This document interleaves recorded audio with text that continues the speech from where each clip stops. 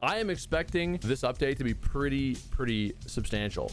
They wanted 3 hours of downtime. I don't know exactly how long it was because it's a little bit past that. Typically in the past, most wipe downtimes are 4 hours. So the fact that this patch for 14.0.1 was 3 hours is pretty f***ing insane. Let's just go through the fixes. Let's start right here. We'll go all the way down. So they fixed incorrect ammo penetration and damage calculations in some situations. They had an issue where Lapua wasn't going through like certain tier 3 armors and stuff. So I'm guessing that's fixed. Fixed ability to inspect and modify unexamined armor lying on the floor. That's good. Oh, removed the display of integrated armor component price. Okay. Fixed incorrect behavior of rogues when defending the water treatment plant buildings on Lighthouse. Ah, so they don't want us to just farm them in one room.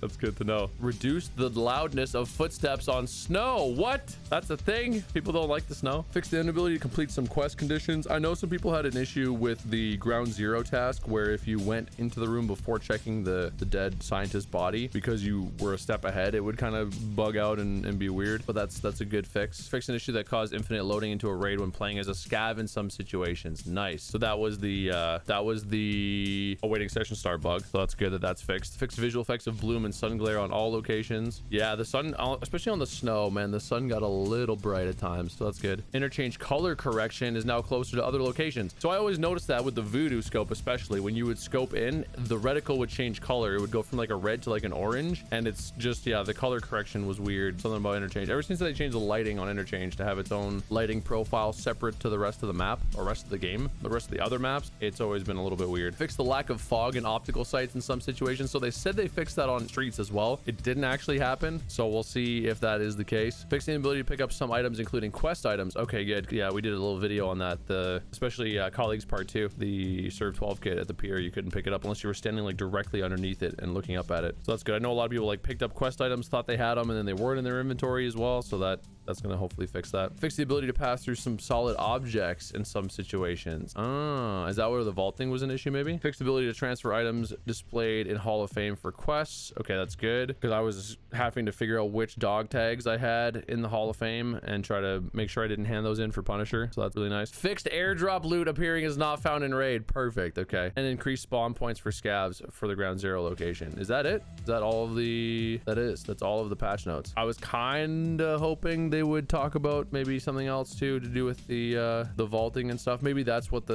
what do they say? Passing through solid objects. Some good quality of life though. Hopefully armor is going to feel a little bit better. Hopefully the keys will actually be worth what they're supposed to with them fixing the ability to go through solid objects. Airdrop loot being found in raid. That's honestly the biggest thing because that was super obnoxious. I've been trying to get my cap items all squared away and I got an evasion armband and an airdrop, but it was not found in raid. Felt good, man. What do you think is missing? What do you think they didn't do that they should have done?